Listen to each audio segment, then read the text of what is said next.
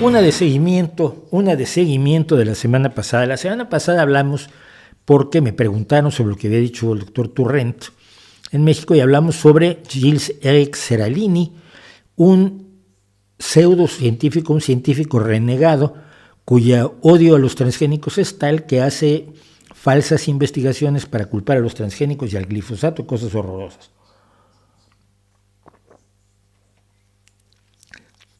Y su principal estudio es un estudio de 2012 en el cual alimentó a ratas con glifosato y dijo que el glifosato les producía tumores.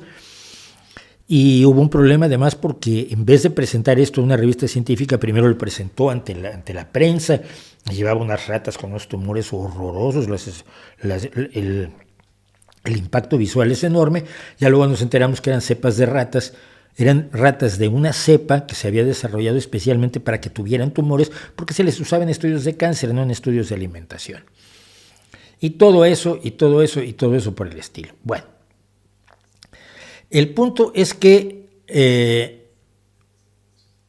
en 2019, 3 periodistas franceses habían señalado el estudio de Seralini, lo habían llamado un estudio fraudulento. Es decir, que a propósito, no es que hubiera cometido un error en el protocolo de investigación, sino que efectivamente había cometido fraude real al presentar sus estudios y al diseñar sus experimentos. Y había hecho algunos experimentos antes con peces también, que eran muy dudosos. Bueno, entonces Cuando dijeron que había sido fraudulento el trabajo de investigación de Seralini,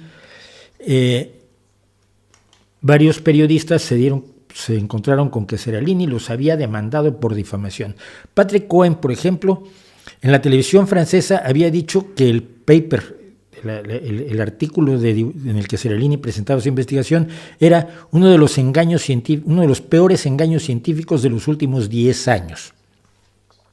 Y entonces Seralini, con sus abogados, pues esta gente siempre tiene dinero para pagarse abogados buenísimos, presentó una queja por difamación en el Tribunal Judicial de París, exigiendo 50,000 euros de cada uno de los periodistas. Patrick Cohen era uno de ellos, la otra era Geraldine Wessner y el otro había sido McLexy. Y los 3 en distintos momentos llamaron fraudulentas y embusteras y engañosas engañosos los datos que presentó Seralini. No sé por qué lo estoy diciendo en femenino todo el tiempo. Entonces, pues esto empezó en 2019, estamos en 2023. La justicia puede ser lenta. Y por lo visto en París puede ser mucho más lenta. Estoy en los tribunales ahora porque fui a la Saint-Chapelle, que está precisamente dentro de la zona de los tribunales de París. Bueno, pues el tribunal decidió rechazar los argumentos de Seralini, refiriéndose en particular al uso que hizo la señora Wessner del término fraudulento para describir su paper retractado de 2012.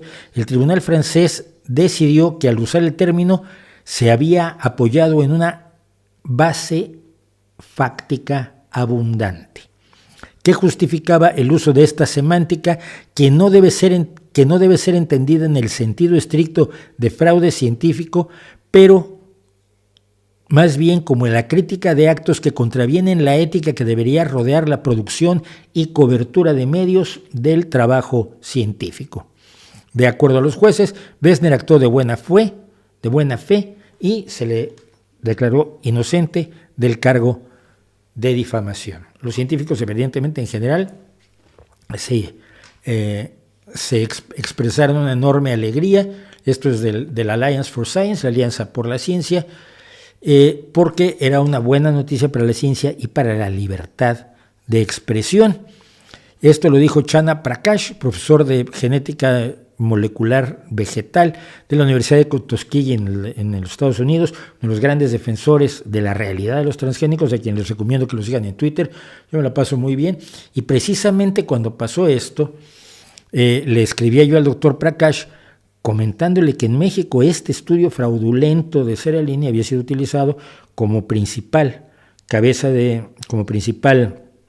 mascarón de proa por parte de la doctora Chulel, la doctora María Elena Álvarez Bulla Roses, otra renegada de la ciencia, para provocar los decretos en contra del glifosato y en contra de todos los transgénicos que ha estado expidiendo López Obrador. Dice, aunque la información que salió en el New York Times, en la Alianza por la Ciencia, dice, aunque los errores de la publicación original de 2012 fueron inmediatamente evidentes para muchos científicos y más tarde llevaron a que fuera retractado por la revista Food and Chemical Toxicology, Toxicología de Alimentos y Química, el paper de Seralini provocó un furor enorme entre el público y los medios porque contenía terribles imágenes de ratas con tumores gigantescos. El gobierno de Kenia, por ejemplo, empezó a prohibir las importaciones de organismos genéticamente modificados, algo que solamente se levantó recientemente el gobierno de Ruto, que ahora está enfrentado a un montón de casos presentados en Nairobi por grupos que hacen campaña contra los transgénicos y que siempre tienen muchísimo dinero. Es una cosa increíble. Es que los poderosos son los que hacen los transgénicos. No, mira, los transgénicos se hacen con dinero público, como en el caso de la berenjena que se desarrolló en Bangladesh, me parece, sí creo que fue en Bangladesh, y que ha sido maravillosa para los productores y para los consumidores. En fin, comentando el asunto para la Alianza por la Ciencia, Geraldine Besner dijo que se sentía aliviada por la decisión del tribunal francés y señaló que mientras nuestros testigos eran especialistas eminentes sobre el tema, Seralini se había apoyado en el testimonio de 3 personas: un abogado antitransgénicos profesional, un especialista en la ecología de pingüinos sin ningún conocimiento del tema y un parlamentario de los Verdes, que es el antiguo jefe de Biocop, un gigante de los alimentos orgánicos, a quienes les conviene esto. El problema es que el daño está hecho por el trabajo de Seralini. 11 años después sigue haciendo daño, y el daño es para los agricultores, que podrían tener una mayor productividad, ganar más dinero, ofrecer mejores productos, beneficios para el consumidor, beneficios para el ambiente. Sobre todo algunos transgénicos crean se defienden ellos mismos, crean sus propios pesticidas, como los que se llaman BT,